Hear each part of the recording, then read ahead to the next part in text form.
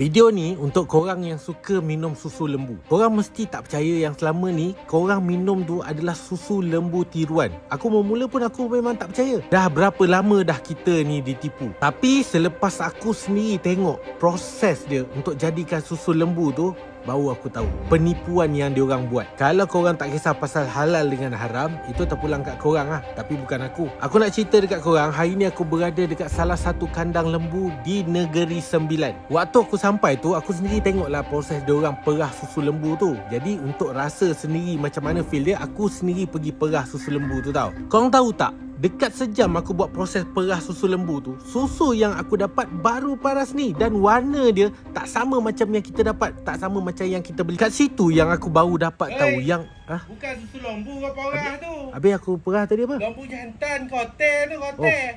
Kotak dia. Habis yang keluar tu putih.